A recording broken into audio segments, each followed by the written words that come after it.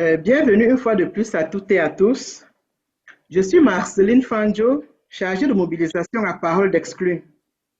Je serai l'animatrice principale de cet événement qui durera 1h45 en compagnie de mes collègues Marie-Soleil Gazon. Bonjour Marie-Soleil. Bonsoir. Aimé You. Bonjour Aimé. Bonsoir. Et Nomez Nadjak. Bonsoir Nomez. Bonsoir à tout le monde. Euh, Tout d'abord, je tiens à remercier tous ceux qui ont pu se connecter à cet événement ce soir malgré vos multiples occupations. Quelques consignes techniques. Je vous prie de bien vouloir garder vos micros fermés pendant les présentations et de ne les ouvrir que quand vous prenez la parole. Pour ceux qui ne voudraient pas apparaître sur la vidéo, gardez les caméras fermées. Levez la main lorsque vous souhaitez prendre la parole, de préférence avec l'outil de main levée prévu dans le Zoom, ou alors vous pouvez tout simplement écrire dans le chat et nous nous chargerons de vous donner le tour de parole par ordre. Le thème autour duquel nous allons échanger ce soir est la place et le rôle des Noirs dans la vie politique québécoise. Engagement ou opportunisme. Nous avons l'honneur d'avoir avec nous ce soir Monsieur Philippe Thermidor. Monsieur Philippe Thermidor a été élu conseiller d'arrondissement à Montréal-Nord, district Ovide-Clermont en 2021. Diplômé en sciences humaines du Collège de Maisonneuve, il termine actuellement un baccalauréat en littérature à l'Université de Montréal. Il croit ardemment à la diversité et la jeunesse, qui pour lui représente une richesse et une force pour la société. Philippe place sa confiance dans les valeurs communautaires, dans l'éducation qu'il estime être la clé de la réussite pour guérir les maux de la société. Membre du comité interculturel de son cégep, Philippe a pris part à plusieurs projets promouvant le vivre ensemble.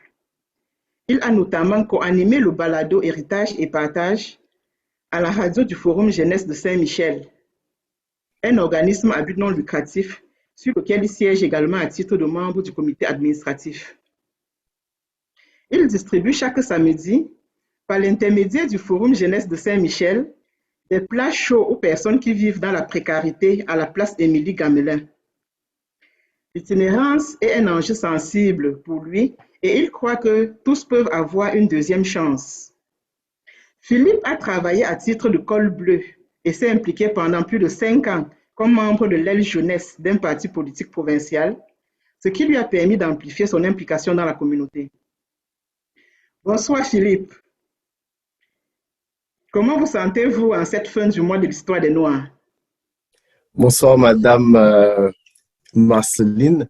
Je vais très bien. C'est quand même une très grande joie pour moi de participer dans cette activité parce que, comme je dis toujours, juste avant d'aller plus loin, je prends le temps de saluer aussi les collègues qui sont là. J'ai Madame Daphné Paulin, une femme très impliquée dans la communauté. J'ai aussi Monsieur Sacha Wilkie-Mérazil, un homme, vous le savez déjà, c'est un des érudits que nous avons dans la communauté haïtienne.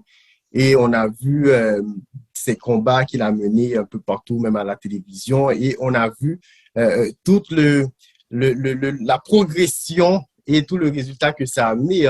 C'est sûr que Sacha va vous en parler de ça. Mais je sais qu'après les élections 2017, toutes les implications et tout, et voilà qu'aujourd'hui, nous avons gagné 21 élus à travers le municipal au Québec en général.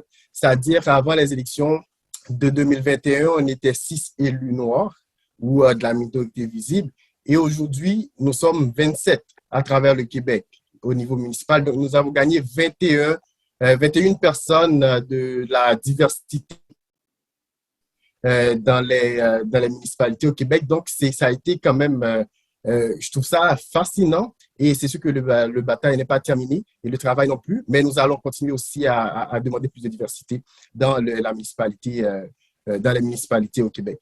Je disais que c'était un plaisir pour moi d'être ici, puis de participer dans cette activité combien intéressante et aussi qui mettra fin, qui va fermer le rideau sur le mois de l'histoire des Noirs. Mais vous le savez déjà que le mois de l'histoire des Noirs, oui, on a un mois précis, mais c'est sûr que c'est toute l'année qu'on fête la diversité au Québec et à travers le monde. En ce qui concerne, parce que nous sommes de la minorité visible, nous sommes des personnes qui vivent au Québec, et en ce qui concerne la vie, nous ne connaissons que celle du Québec, et en ce qui concerne les batailles, nous ne connaissons que la bataille de l'égalité, et en ce qui concerne le langage, nous ne connaissons que le langage de l'inclusion sociale. Donc, c'est quand même un travail énorme à faire. Je me sens très bien avec ce mois de l'histoire des Noirs où on peut en profiter pour promouvoir la diversité. Il y a aussi l'inauguration la semaine passée du musée afro-canadien qui a été quand même une très, très grande réalisation au Canada et dans notre communauté à Montréal. Donc, je dis merci pour l'invitation à Parole d'Exclus qui m'invite ici. Et vous avez déjà tout dit dans la présentation. J'étais impliqué au niveau collégial. J'ai fait beaucoup de bénévolat dans le communautaire aussi parce que moi, je suis... Est-ce que j'ai été limité dans le temps? Parce que j'ai l'impression que je prends toute la place. Oui, en effet, là, c'était juste pour que vous disiez bonjour. Nous aurons l'occasion d'entrer dans le fond du mois de l'histoire des Noirs. Parfait. Il n'y a pas de souci. Alors, je m'emporte vite.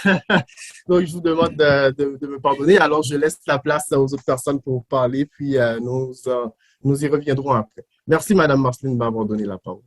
Merci, Philippe. Ravi de vous avoir avec nous ce soir. Notre prochain intervenant, c'est Maître Daphné Colin. Nouvellement élue conseillère dans l'arrondissement Rivière-des-Prairies, Pointe-aux-Trembles, Maître Daphné est diplômée de l'Université McGill.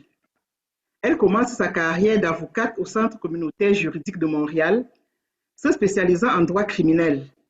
L'expertise acquise l'amène à travailler au sein du Service canadien des renseignements de sécurité, où elle participe aux enquêtes en lien avec la menace sur la sécurité nationale. Maître Colin cumule plusieurs postes au sein de l'administration municipale de Montréal, notamment soutien aux élus, tant au comité exécutif qu'en arrondissement. Elle siège à la commission sur l'examen des contrats et est présidente de la commission sur la sécurité publique. Bonsoir, maître. Bienvenue parmi nous ce soir. Comment vous sentez-vous en cette fin du mois de l'histoire des Noirs? Je me sens très bien. Je suis heureuse d'être ici parmi vous. Je vous remercie pour l'invitation. C'est avec toute humilité que je suis parmi vous. Je souhaite bonsoir à tous les participants à l'organisation, mais également à mes collègues, M. Thermidor, M. Mirazil. Et je vois que ma collègue conseillère d'arrondissement sur le plateau Montréal, Marie Sterlin, est présente. Et également Guedwig Berny, président de Projet Montréal. Alors, je leur souhaite un bonsoir. Merci, maître. Notre prochain intervenant est M. Sacha Wilkie Mirazil. Sacha Wilkie est un activiste et mordu d'actualité et de politique. Présentement étudiant en immigration et relations interethniques à l'UQAM, il a été en 2017 candidat aux élections municipales à Montréal, puis candidat pour un poste de conseiller de ville à Montréal-Nord dans le district Ovid-Clermont pour Projet Montréal. Depuis son jeune âge, Sacha Wilkie est impliqué dans de nombreuses causes socio-communautaires, ce qui lui a valu de nombreuses distinctions et mérites, allant même jusqu'à celle du Premier ministre du Canada, Justin Trudeau, en 2015. Il a également fait de la radio communautaire. Son amour et son intérêt profond pour la communauté l'ont conduit à titre de bénévole aux portes de plusieurs organismes à Rivière-des-Prairies et Montréal-Nord, où il a souvent pris la parole dans des activités dédiées à la jeunesse sur les thématiques liées au profilage racial et au racisme systémique. Aujourd'hui, Sacha Wilkie se définit comme un membre au service des citoyens, bien qu'il soit particulièrement touché par plusieurs enjeux, notamment ceux en rapport avec les jeunes, les personnes vulnérables, le profilage racial, l'itinérance, la crise du logement, la gentrification, l'accès au transport ainsi que le racisme systémique qui sont des enjeux pour lesquels il milite au quotidien. Bonsoir Sacha Wilkie et nous sommes ravis de vous avoir avec nous ce soir. Comment vous sentez-vous? Tout d'abord, bonsoir Madame Fanjo ainsi que toute l'équipe de Parole d'Exclus. Et j'en profite également pour souligner votre travail très ardu et vraiment, je dirais, qui a un impact considérable dans la vie des Nord-Montréalais et des Nord-Montréalaises depuis maintenant 15 ans. Donc, chapeau à toute l'équipe. Et puis, merci de m'avoir invité. Je dirais que je me sens très bien d'être parmi tout ce bon monde ce soir. Et j'en profite également pour saluer Monsieur Thermidor du district COVID-Clermont, de même que Madame Collin de la Pointe-aux-Prairies, ainsi que toutes les autres personnes de la société civile, de Parole d'Exclus et des partis politiques présentes ce soir pour ce webinaire. Merci, Monsieur Sacha Hulkin. Voici le programme de la soirée.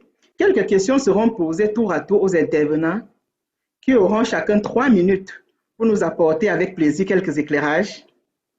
Et lorsqu'il restera 1 minute sur le temps de parole, ma collègue Aimée vous fera signe, avec peut-être un carton à la main levée ou par chat, selon votre convenance.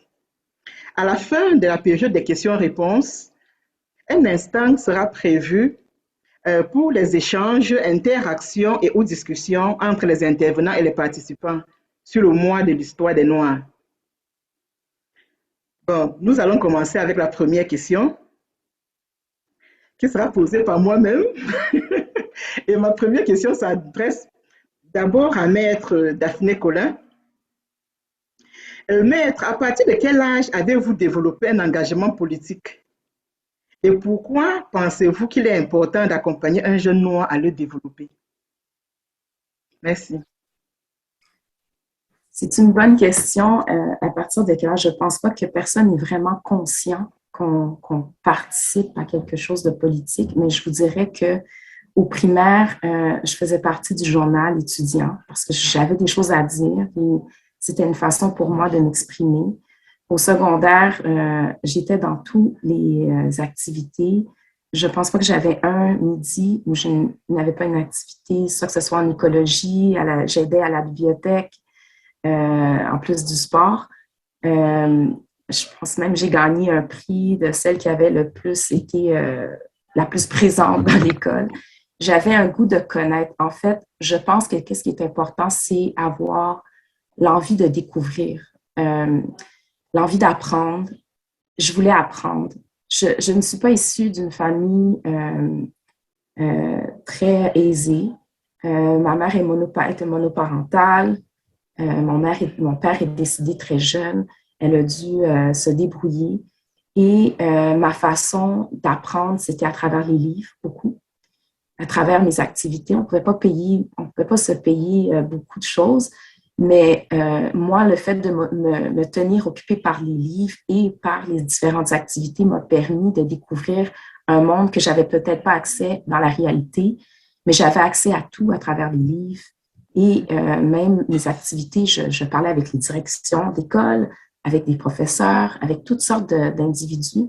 Et ça m'a donné le goût d'être dans des réunions, de donner mon avis.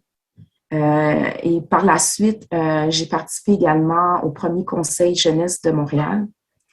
Et c'est drôle parce que par la suite, je suis devenue avocate, j'ai fait autre chose. Et récemment, quand j'ai été élue, je me suis souvenue du moment où est-ce que j'étais dans une de ces réunions, puis je me disais, hey, j'aimerais ça faire ça dans ma vie. Mais je l'ai oublié. Alors, comment accompagner un jeune? Je pense que c'est de lui permettre de découvrir un monde qu'il n'a pas accès. C'est de lui permettre, et on n'a pas besoin de beaucoup de moyens, c'est de lui ouvrir des portes, comme à travers, moi, c'est les livres, mais je sais que moi, j'ai un fils, un grand garçon, qui n'aime pas trop les livres. Fait que je lui envoie des audios, je lui envoie comme, je pense à chaque semaine, il doit tellement être tanné, mais je continue à croire qu'il y a toujours moyen d'ouvrir la porte. Et une des raisons pourquoi j'ai décidé de m'embarquer dans l'aventure politique, c'était de permettre non seulement d'ouvrir la porte, mais de la maintenir ouverte pour d'autres. Parce que c'est une chose de rentrer, mais c'en est une autre de la garder ouverte pour que d'autres puissent rentrer pour les générations futures. Et je pense que chacun de nous, on a une responsabilité de toujours permettre qu'une porte soit ouverte. Et si on peut, de pousser la porte, même si elle est fermée, de la pousser pour la garder ouverte pour d'autres. Donc, c'est juste d'être ouvert, je pense, puis voir toute activité qu'on fait comme une opportunité. Même les échecs, de les voir comme une opportunité de nous faire voir d'autres choses et de nous faire aller plus loin même. Je pense que j'ai répondu. Je vais laisser mes collègues. Oui, merci, maître. J'adresserai la même question à M. Philippe Thermidor. Oui, Philippe, à quel âge avez-vous développé un engagement politique et pourquoi pensez-vous qu'il est important d'accompagner un jeune noir à le développer? Merci. Merci, Madame Marceline, pour cette question. C'est une très bonne question. Et je dois commencer par dire que contrairement à ma collègue, je l'ai développé très tard, disons, c'était la fin du secondaire, disons 2014-2015. Puis, j'ai rencontré aussi un ami qui était dans un parti politique, puis il a vu que j'étais beaucoup dans le communautaire, je faisais des activités à mon école secondaire, puis il m'a dit, mais regarde, tu as beaucoup d'énergie, ben viens avec nous, mets ton énergie ici, on veut canaliser ton énergie quelque part. Puis là, j'ai commencé, puis je ne savais pas vraiment que j'allais être ici aujourd'hui. J'étais rentré comme ça parce que je suis quelqu'un vraiment extraverti, j'aime faire des amis, j'aime parler, j'aime discuter. Alors, je me suis lancé avec lui. Puis, on faisait des congrès, on allait à Québec, on allait à Drummondville, un peu partout, puis il y avait des amis. Donc, moi, c'était ça que j'ai vu avant. Par ailleurs, cela a un effet aussi, disons, le côté amitié, c'était l'effet manifeste, mais le côté latent, l'effet latent, c'est que ça a donné une sorte de piqûre en moi à la politique parce qu'on a participé dans plusieurs projets de loi et il y avait, on appelle ça de l'algolagnie, mais c'est à chaque fois tu vois les choses puis ça te fait mal, mais tu l'aimes encore plus ça parce que tu dis, mais ok, mais pourquoi ça ne marche pas comme ça en politique? Pourquoi ça ne marche pas comme ça? Mais ça donne le goût vraiment de travailler là-dessus pour dire, mais pourquoi ça ne marche pas? Te poser des questions et tout. Donc, c'est à ce moment-là que j'ai développé beaucoup d'amour pour la politique et après, j'ai fait le Parlement étudiant du Québec à titre de député de La Fontaine. Puis ensuite, à l'université, je me suis impliqué aussi dans les associations étudiantes et tout. Donc, ça a été tout un effet boule de neige, un effet domino depuis le premier jour que j'ai été impliqué. Puis, ça ne m'a jamais lâché. Et d'autres activités que j'ai faites avec des forums.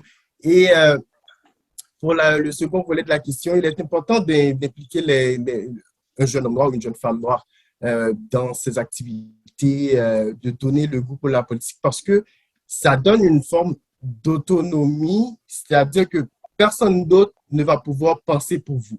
Vous allez devoir penser par vous-même et choisir votre propre destin et votre autodétermination. Et comme Madame Pauline a dit tantôt, c'est l'essai-erreur. Et même les Grecs, ils divinisaient l'erreur, c'est-à-dire c'est toujours par l'erreur, on apprend, on continue, on apprend. Donc, il faut toujours se lancer. Puis, je trouve qu'il y a beaucoup de place pour la communauté en politique, comme j'ai dit tantôt. Donc, je ne vais pas trop m'étaler dessus. Je vois que l'heure est déjà arrivée. Donc, merci, c'était une très bonne question. Merci, Philippe. La même question, je l'adresserai à M. Sacha Hulki. Oui.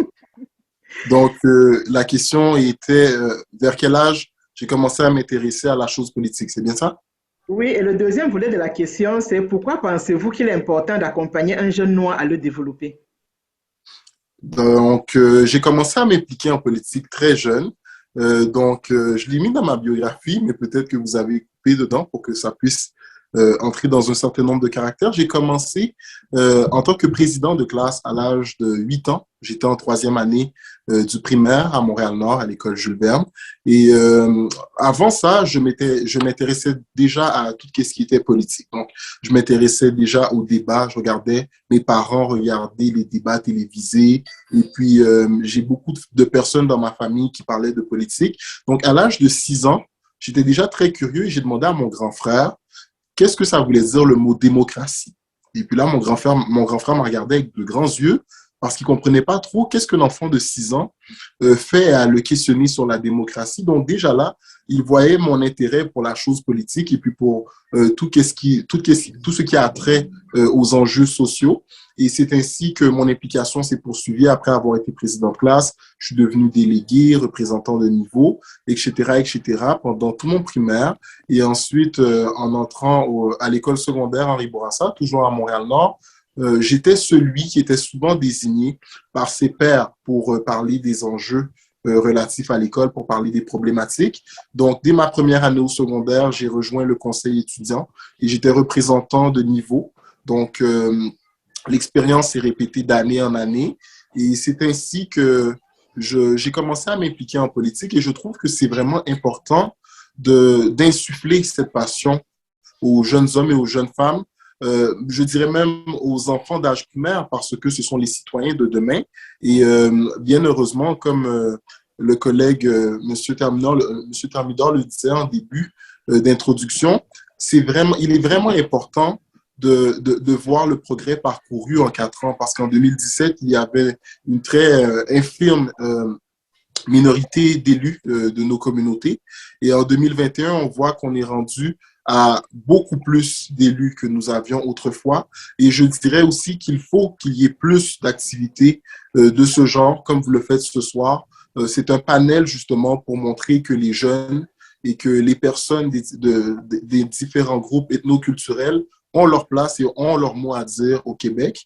Et je tiens justement à saluer l'engagement de deux des élus qui sont présents ce soir, les deux panélistes, donc M. Thermidor et Mme Collin, qui ont gravi les échelons, qui ont milité afin d'être des personnes élues respectivement comme conseillers et conseillères d'arrondissement. Et je pense que ces personnes-là vont inspirer d'autres personnes de nos communautés à se lancer pour faire la différence. Merci. Wow, merci beaucoup, M. Sacha Yuki. La prochaine question vous sera posée par Aimé You. Merci bien, Marceline. Très belle intervention des trois, des trois panélistes. Hein.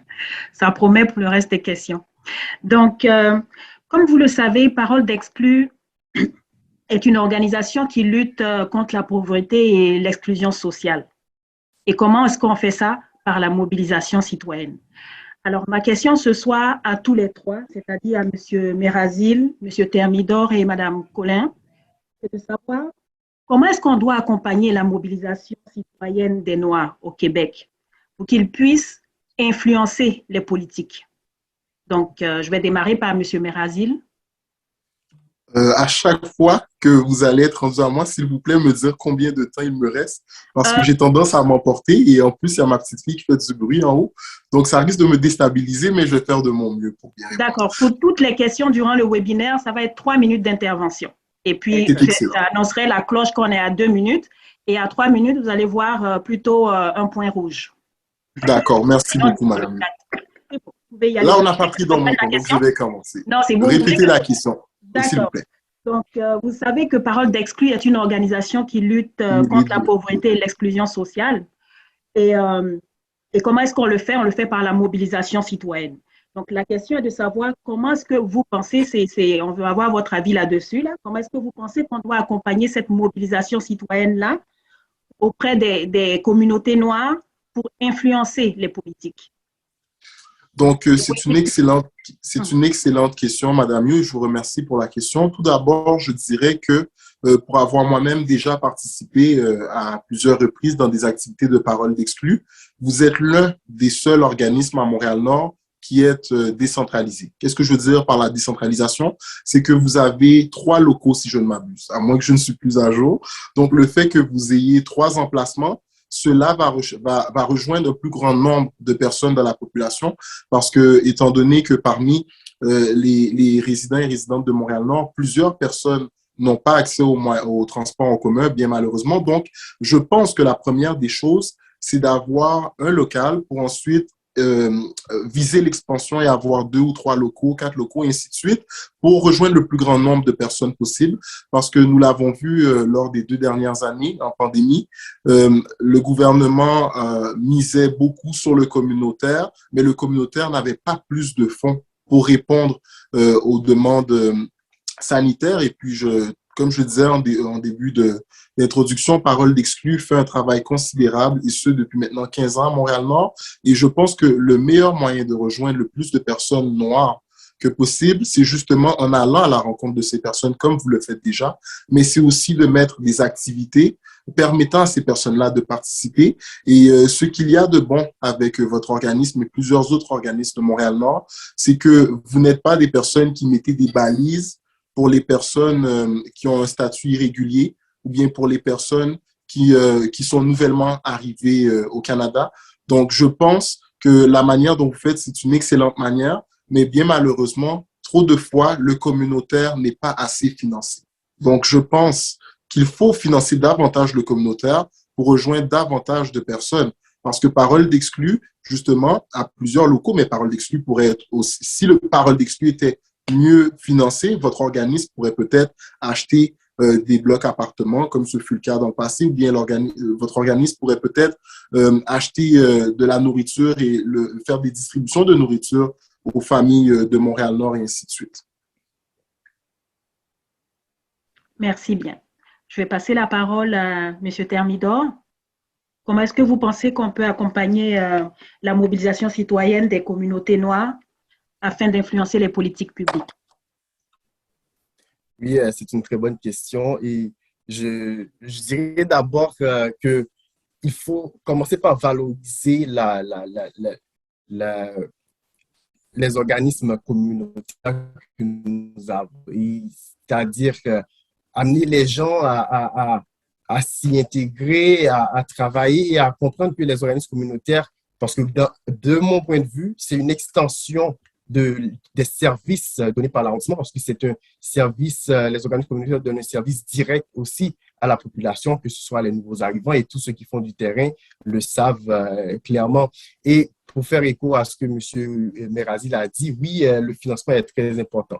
Mais en même temps, cela prend une forme de pédagogie, c'est-à-dire montrer aux gens qui fait quoi, comment, les réclamations, tout ça. Parce que les gens, des fois, ils voient les organismes et ils pensent que c'est vraiment mystifié, mais en même temps, quand on dépeint les organismes, on explique aux gens et les gens voient que c'est la meilleure implication possible.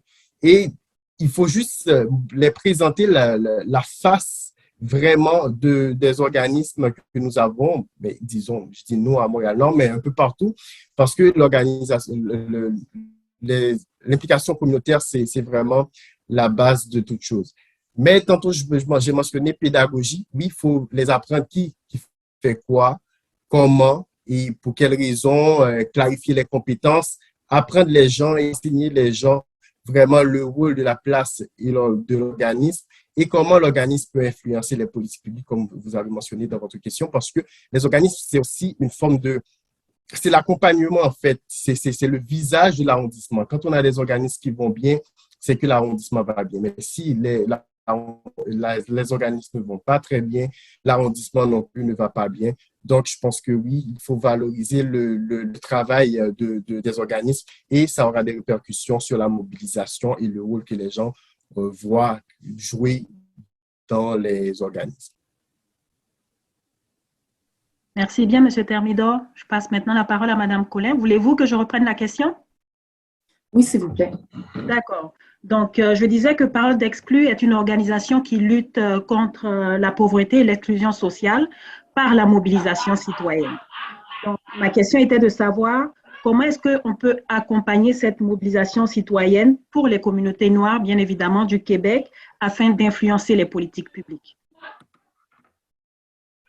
Tout d'abord, moi, je crois sincèrement qu'il faut aller vers les gens. Dernièrement, pas trop longtemps, on a eu une campagne électorale et je me rends compte que si j'étais restée chez moi, parce que c'est une forme de mobilisation, la campagne électorale, rester chez moi n'aurait donné absolument rien. Et je pense que M. Thermidor et même M. Merazil ont eu l'expérience. C'était tous les soirs. Il faut avoir le cœur pour le projet qu'on a et aller rencontrer les gens, aller voir où est-ce que le besoin est, aller les voir. 1. 2, avoir une seule voix. s'unir avec peut-être d'autres organismes qui ont soit les mêmes objectifs, les mandats qui sont similaires, et se mettre ensemble parce que plus on est fort pour faire entendre notre voix. 3, aller voir les porteurs de dossiers, les gens d'influence, que ce soit au niveau politique, que je dirais beaucoup politique. Aller voir les gens qui portent des dossiers qui sont en lien avec le dossier qu'on veut défendre. Aller les voir, prendre un rendez-vous, écrire des courriels, les appeler, laisser des messages. Moi, je commence et je reçois déjà des citoyens et des citoyennes qui m'interpellent sur des dossiers qui leur tiennent à cœur. Et ça fait partie de mon travail de les écouter et de voir comment je peux faire pour que, si c'est en lien avec mes compétences, naturellement, parce que des fois, les gens viennent me voir puis les compétences sont pas, c'est pas des choses que je peux répondre. Il faut s'informer, savoir aussi où est la compétence au niveau municipal, provincial, fédéral. On a des députés, il y a peut-être des ministres dans votre secteur, il faut aller les voir. Je vous dirais qu'il y a des consultations publiques qui sont un peu partout. Il faut assister à ces consultations publiques et faire entendre sa voix encore une fois. Si on demande à avoir des mémos, laisser des mémos, aller faire des présentations, être présent. Et si ça ne fonctionne pas, allez voir les médias. et je pense que le nombre va toujours parler plus fort. Donc, s'unir dans un même projet va toujours être beaucoup plus puissant qu'être même un organisme aussi puissant qu'il est, s'il est capable d'être 2, 3, 4 organismes. Et je pense à la marche quand il y a eu George Floyd, après George Floyd, c'était plusieurs organismes et tous se sont mis ensemble. Quand on parle même de Greta Thunberg, la marche pour l'environnement, c'est plein d'organismes qui se sont mis ensemble d'une seule voix. Et ça fait des miracles et ça fait des étincelles et c'est porteur de fruits et ça laisse des traces. Et il y a des changements qui se font par la suite. Voilà. Merci bien, Mme Colin. Je vais passer la parole à ma collègue Marceline.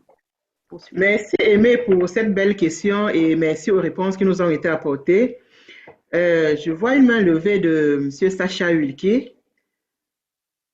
Vous avez la parole. Oui, donc très rapidement, juste renchérir sur ce que Mme Colin a dit en disant que j'ai complètement omis de mentionner ça lors de mon intervention, mais c'est vrai que mais moi je vais le formuler autrement, mais les élus noirs peuvent s'unir sur les enjeux des communautés noires et de la collectivité en général. Parce que là, aux dernières élections, on a pu avoir des élus chez Projet Montréal des communautés noires, des élus chez Ensemble Montréal des communautés noires. Donc, je pense que ces élus peuvent mener des luttes conjointement pour les organismes communautaires qui sont justement des organismes qui sont là pour les personnes afrodescendantes. Voilà. OK, merci, M. Sacha. Quelque chose de transpartisan. Bon, j'embarque directement avec vous sur ma prochaine question, si vous le permettez. Donc, la question s'adresse à M. Sacha. Je veux qu'il continue de parler. Et voici la question. Partant de votre expérience personnelle, quels conseils pourriez-vous prodiguer aux personnes noires qui voudraient se lancer en politique? Merci. Donc, en 3 minutes, je dirais que lorsque je me suis présenté en 2017, j'étais âgé de 22 ans. Donc, le fait que j'étais très jeune, beaucoup de personnes des groupes majoritaires et même des groupes minoritaires me voyaient comme étant un petit jeune. Donc, les gens me questionnaient beaucoup sur pourquoi tu te lances en politique, pourquoi tu te lances si jeune, ou bien le fait que tu sois un jeune homme noir, est-ce que tu peux pas t'impliquer dans d'autres secteurs, pourquoi aller en politique? Donc, je trouve que j'étais beaucoup plus questionné et jugé sur pourquoi, sur mes intentions. Mais en même temps, ça attirait l'attention le fait que j'étais un jeune candidat et que je n'étais pas nécessairement dans un arrondissement qui m'était favorable étant donné le parti dans lequel je faisais campagne. Donc, ça encore, c'était un défi parce que on sait qu'il y a plusieurs partis qui veulent de la diversité, mais que ces partis-là, des fois, ne mettent pas les membres de la diversité dans des endroits gagnants. Donc, ça fait que j'ai beaucoup aimé l'expérience et puis j'en profite justement pour saluer Monsieur Guédouic Bernier qui est le président de Projet Montréal, qui a recruté beaucoup de personnes de la diversité et des communautés noires qui ont été élues en novembre dernier. Donc, je sais que Parole d'Exclus se veut apolitique, mais je devais quand même remercier et féliciter quelqu'un qui a milité après avoir entendu les doléances de personnes qui ont été déçues de leur expérience en 2017 face au manque de diversité notamment.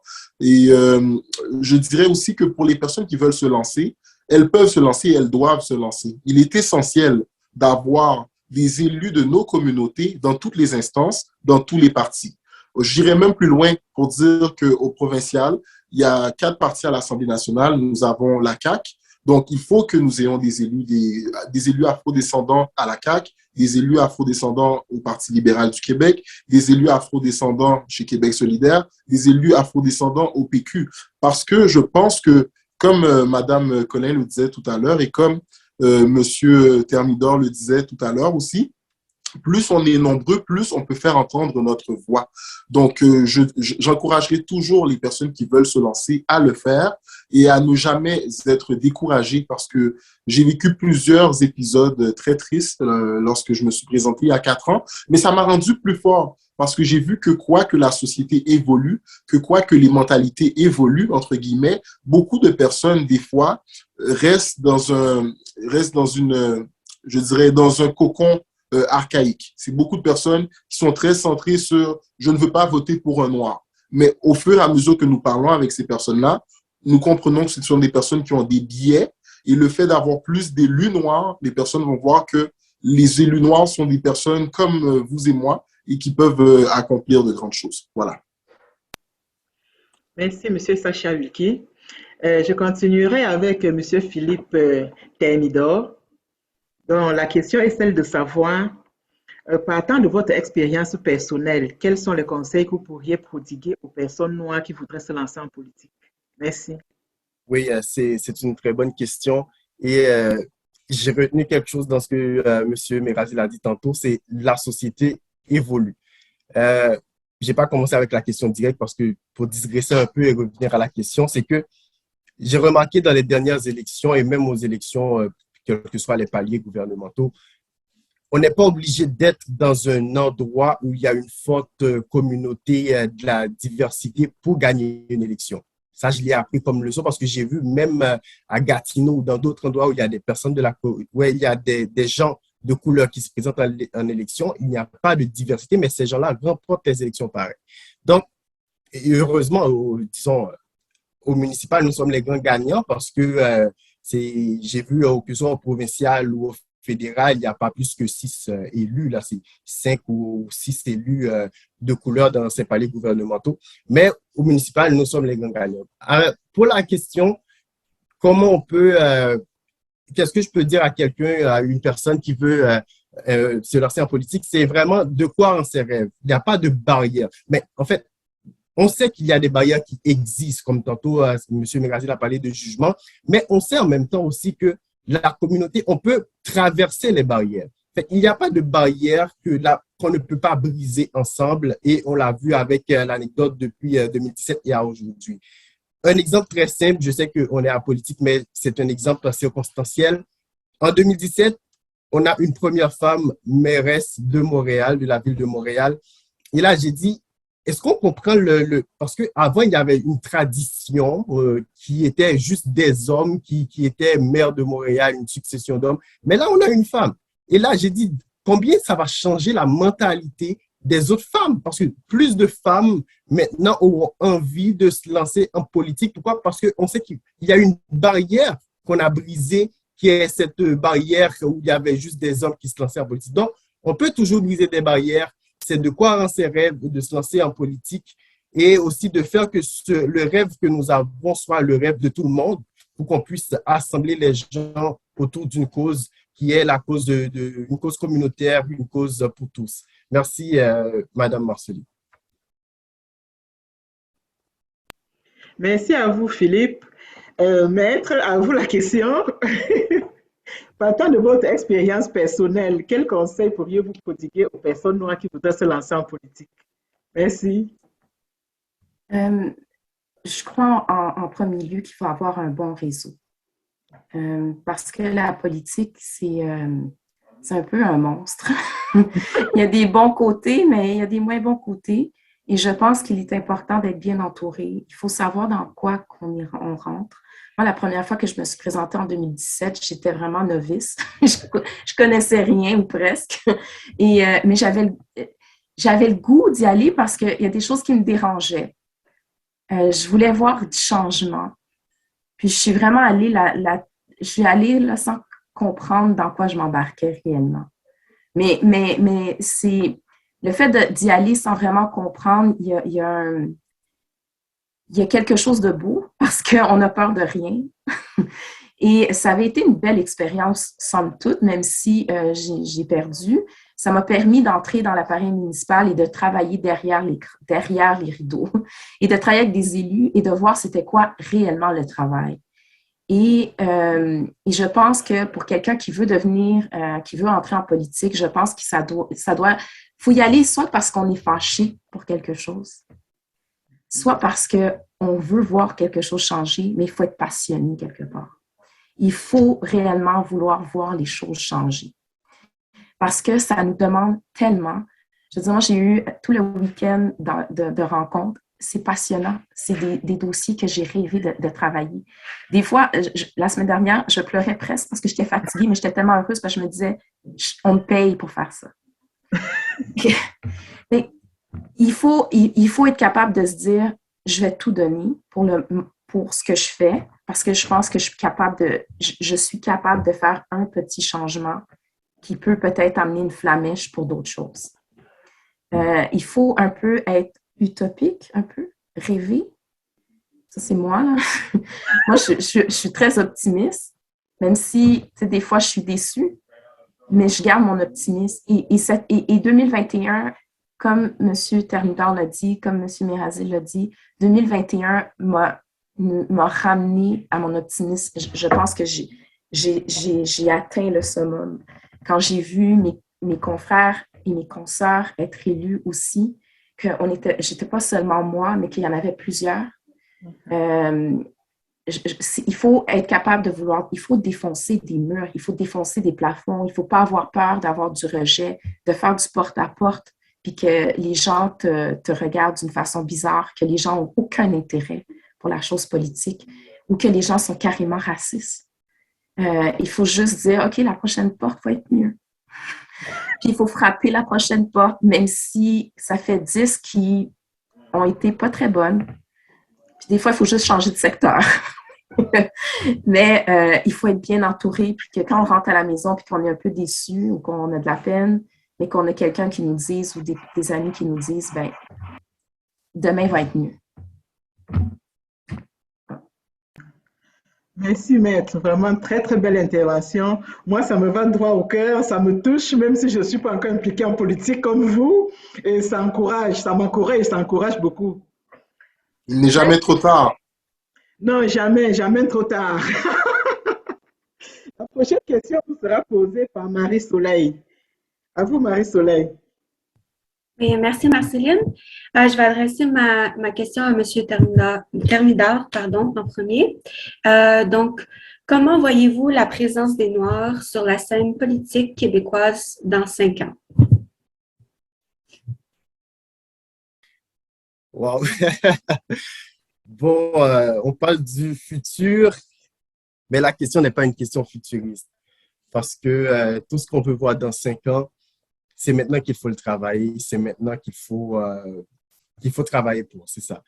Et comment je vois la politique québécoise, comment je vois la présence de Noirs en politique québécoise dans 5 ans, moi, je vois plus de diversité parce que on n'en a jamais trop, c'est jamais assez. C'est jamais assez parce que le rôle que nous jouons, que la diversité joue dans la politique municipale est très clé. Ce que je vais essayer d'illustrer cela, c'est que on est proche, très, très proche de la population et le service qu'on livre, ce sont des services et des besoins basiques, c'est-à-dire l'eau, le transport, les poubelles, la propriété, les parcs, etc., les bibliothèques. Alors, si je prends l'exemple d'une personne qui vient d'arriver au Québec, etc. Mais cette personne-là, avant d'aller au fédéral, avant d'aller au provincial, mais cette personne-là se dirige au municipal d'abord pour avoir les besoins de base, pour avoir les services de base. Mais ça prend déjà quelqu'un qui va amener cette vision politique, cette nouvelle vision pour savoir, mais il y a ci, il y a ça à faire. Donc, dans 5 ans, je vois qu'on aura plus de diversité et je peux même faire une relation avec la réponse que j'ai donnée tantôt. Au Québec, où on n'est pas obligé d'être blanc pour gagner dans un secteur où il n'y a que des blancs qui habitent là. On peut être noir puis on gagne pareil. Donc, c'est vraiment, ça amène la diversité, ça amène plus, comme j'ai dit, la diversité, c'est toujours une richesse. Parce que si la politique échoue, on devrait remettre en cause le vivre ensemble. Parce que c'est le pont. La diversité, c'est le pont dans le vivre ensemble et que nous promouvons aussi au Québec. Donc, je vois de très grandes choses dans les prochaines élections municipales parce que nous avons appris des élections passées, qui sont en 2017 et en 2018. On a fracturé beaucoup de pensées déjà construites. Donc, on est arrivé à un résultat et on sait qu'à l'avenir, il y a de bonnes choses qui est réservées, que ce soit à la communauté noire et qui sera aussi un prolongement pour la communauté blanche aussi au Québec dans cette relation que nous avons culturellement. Merci beaucoup pour la question, Marisol. Merci pour la réponse. Je vais renvoyer la question à Madame Collin. Donc, comment voyez-vous la scène politique, comment voyez-vous la présence des Noirs sur la scène politique dans 5 ans? Dans 5 ans, on aura eu une nouvelle élection municipale et entre-temps, au moins une nouvelle élection provinciale. Et la politique étant un peu à la tête de plusieurs choses, j'espère que ça va avoir un impact dans différentes sphères de la société, que ce soit au niveau des affaires, du sport, des médias, et que notre présence va changer un peu la donne, la façon que ces différentes sphères d'activité et d'influence vont regarder la personne noire ou la personne de couleur. Et une des choses que je pense que cette élection a fait, c'est vrai qu'encore en 2021, on parlait la première mairesse noire d'un arrondissement, la première présidente d'un conseil de ville, la première présidente du comité exécutif. On avait beaucoup de premières. Mais dans 5 ans, il n'y en aura presque plus. Ça va juste être normal. Et je pense que moi, dans 5 ans, ce que j'espère au Québec, c'est ce soit normal, que ce soit naturel, que ce soit juste une personne compétente qui a gagné ces élections, que ce soit une personne qui est noire, entre autres. Parce que ma couleur, je la porte. Je la porte chaque jour. J'y pense pas que je suis noire. C'est les autres qui me le rappellent. Mais que ça soit juste, M. Thermidor a remporté ces élections. C'est un jeune qui avait plein de potentiel et qui a fait une différence parce qu'il a fait le travail, parce qu'il a cogné aux portes, parce qu'il a convaincu des gens de voter pour lui. Pas parce que, oui, on vient de la diversité, puis ça, je l'ai à cœur et je le porte chaque jour avec moi. Mais je veux aussi être connue pour ce que je suis et pas seulement pour ce que je porte aussi. Donc, j'espère que dans 5 ans, ça va juste normaliser la chose. On va juste être plusieurs qui vont porter un message peut-être différent, une vision différente, une façon de voir les choses différentes, et peut-être une façon d'amener des solutions différentes, mais qui va s'harmoniser parce qu'on va être plus représentatif de la population qu'on représente. Et peut-être qu'il va y avoir plus de monde qui vont aller voter lors des prochaines élections parce qu'ils vont se voir à travers les élus.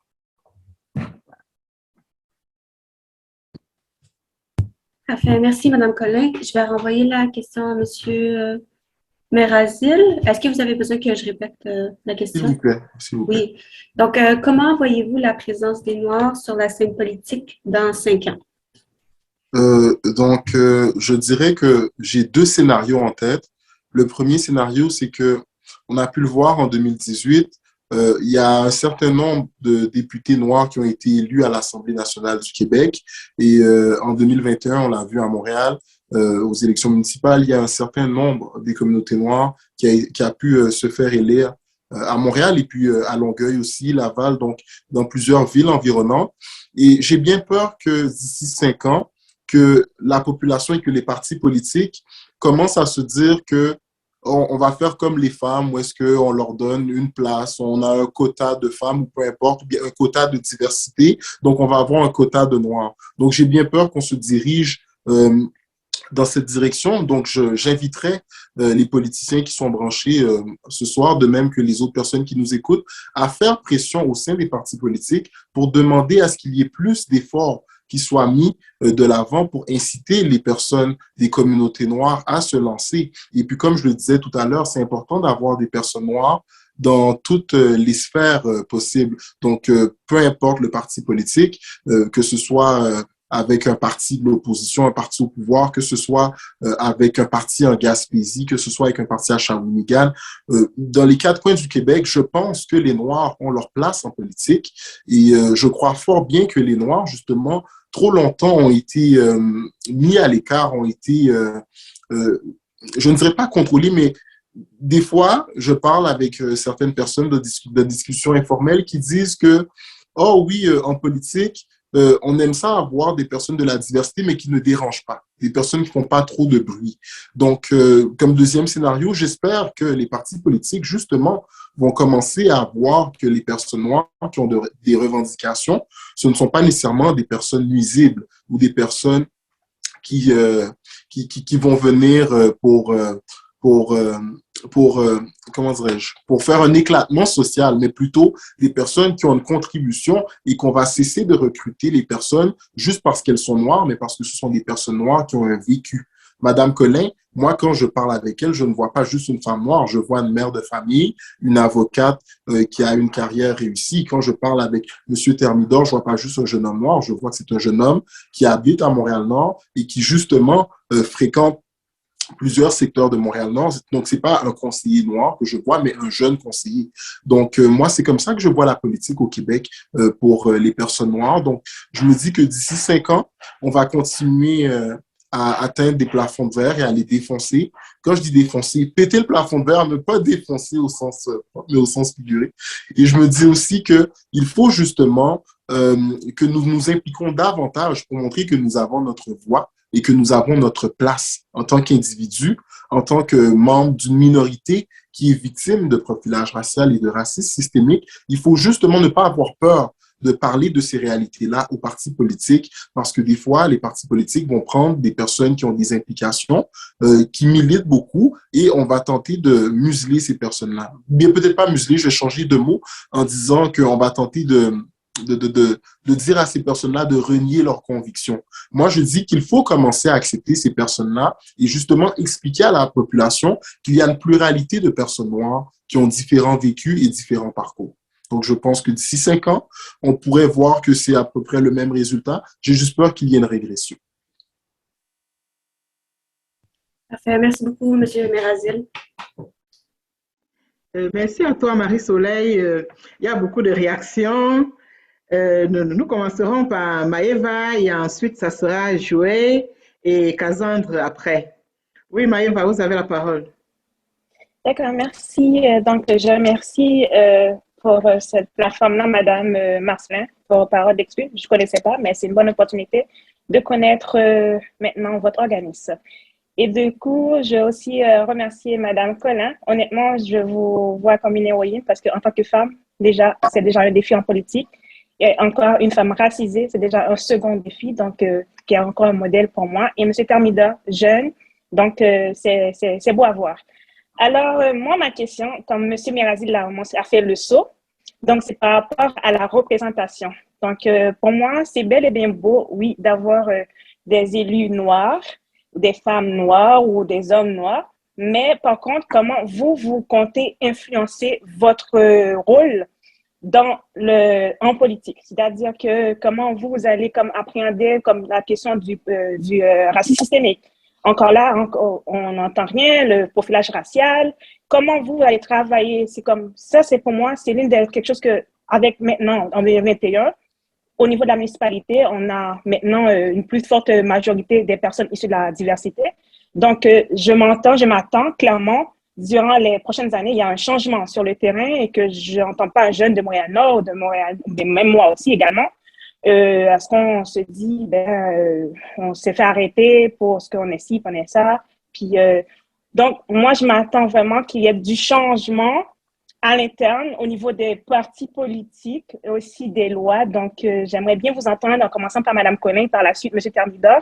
Donc, M. Merazi, je vais vous laisser sur ce point-là un petit peu neutre, mais les élus qui sont sur le terrain maintenant, comment vous pensez vous apporter ce changement-là en impliquant votre pouvoir au sein des partis politiques? Merci. Je vais répondre après les deux élus. Je me donne ce droit de parole. Oui, M. Merazi, je pense que vous avez gagné votre droit de parole. Merci. Merci, Mme Darius, pour votre question. C'est une question qui semble simple, mais en même temps qui est très compliquée. Parce que c'est pas vrai que moi, je vais pouvoir régler toute la situation. Et je ne prendrai pas sur mes petites épaules tout le poids des je ne sais pas combien d'années. Sauf que on est plusieurs. On n'est pas seul. Notre voix n'est pas marginale, elle est lourde. Et le parti, puis là, je ne veux pas faire de partisanerie, mais c'est difficile de répondre à cette question sans parler de mon parti. Parce que pour plusieurs d'entre nous, élus afro-descendantes, on a pour la plupart des postes, des positionnements où est-ce qu'on peut parler, où est-ce qu'on a une réelle influence. On n'est pas invisible dans notre parti. Moi, on m'a nommée présidente de la Commission sur la sécurité publique et je peux vous dire que ce sont des dossiers qu'on va étudier dans les prochaines années. Et je tiens, et c'est des dossiers que j'ai mis sur le calendrier, qui vont apparaître dans le calendrier. D'ailleurs, d'ici la fin, en fait, le 29 mars, il y aura une reddition de comptes de la municipalité suite aux 38 recommandations de l'OCPM sur la discrimination systémique. Et je vous invite d'ailleurs à y participer. L'année passée, le SPVM a préparé une politique sur l'interpellation pour mettre fin à l'interpellation. Ça a été fait l'année passée et on va continuer à discuter avec le SPVM pour s'assurer que ces choses ne se reproduisent pas. Est-ce que ça va s'effacer comme ça? Peut-être pas. Mais on est là et on veille au grain.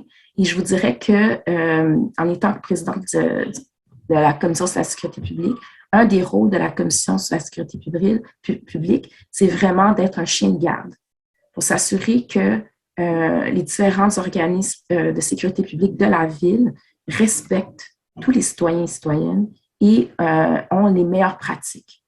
Et je peux vous dire que ça, c'est un dossier que j'ai beaucoup à cœur. Et les commissaires qui sont avec moi ont également à cœur ces dossiers.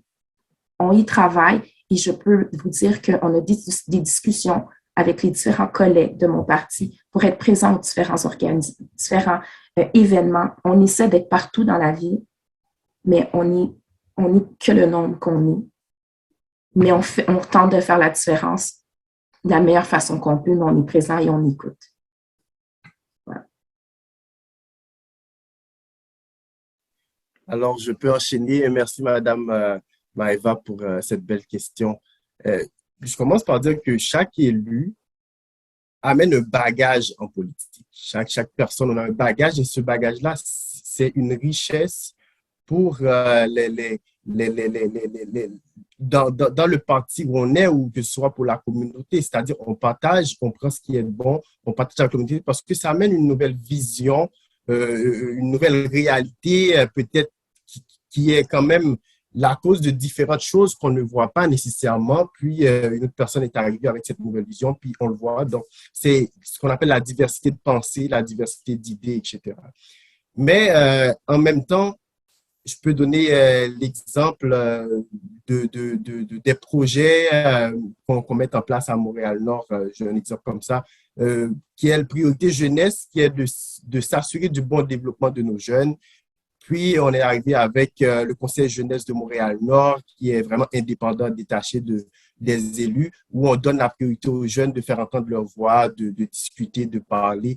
Donc, ça, c'est déjà quelque chose qui est un pas vers la manière qu'on peut influencer les jeunes hommes ou jeunes femmes noires à se lancer en politique. Et souvent, on parle toujours de modèles. Oui, il est important d'avoir des modèles dans la politique, mais c'est pas assez d'avoir des modèles en politique parce que il faut avoir des bases. Oui, on peut toujours avoir un modèle comme Chris de Luggensdorf, je les respecte énormément, mais en même temps, il faut avoir il faut détruire certaines barrières, il faut mettre en place certaines choses qui peuvent inciter que ce soit les jeunes à se lancer, mais aussi comme Sacha avait parlé un peu plus tôt, à briser le plafond de verre. Parce que oui, on peut mettre un modèle, plusieurs modèles même, puis ça peut être inaccessible pour le jeune s'il n'y a pas déjà un travail qui est fait en amont pour aider les jeunes à arriver là où ils veulent arriver dans la vie. Donc, il y a plusieurs façons d'influencer ça, que ce soit par les mesures qu'on va essayer de mettre en place, ou sinon par l'enrichissement de connaissances, de nouvelles visions, pour essayer de faire en sorte que la diversité ait sa place en politique. Merci, Madame Maïva.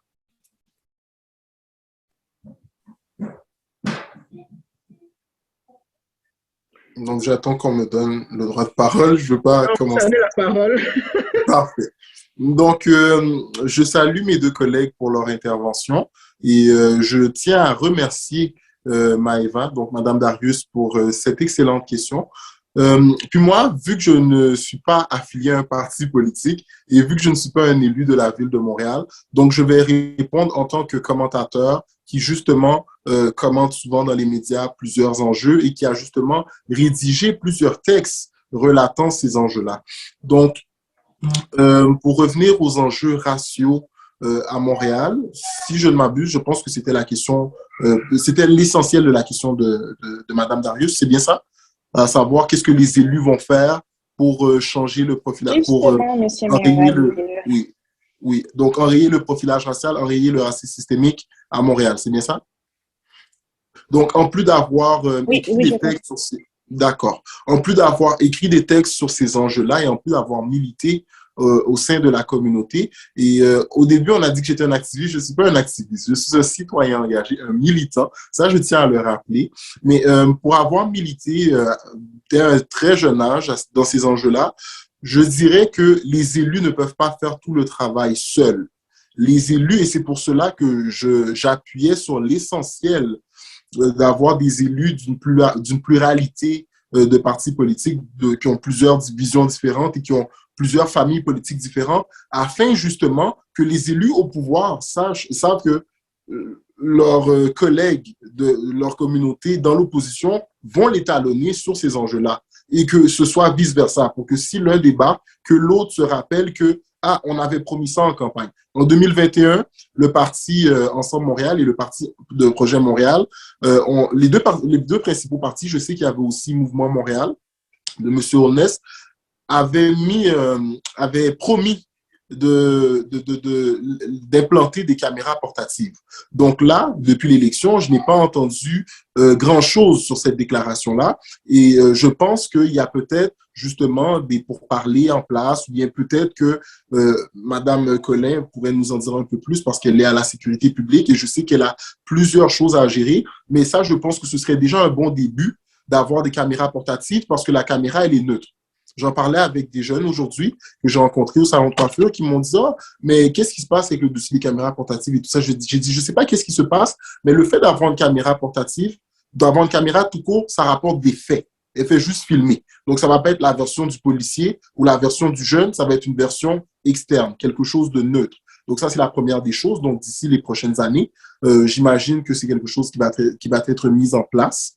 Et je pense qu'on va faire les suivis nécessaires à cet effet.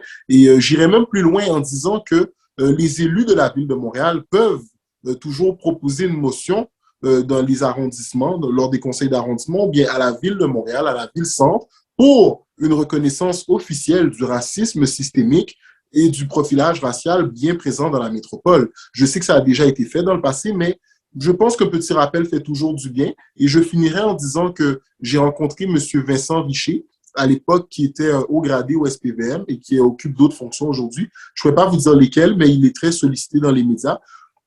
Donc, il a changé de poste et il m'avait convoqué pour une rencontre sur justement les nouvelles politiques d'interpellation et puis pour savoir comment enrayer le profilage racial à la ville de Paix parmi certains agents du SPVM.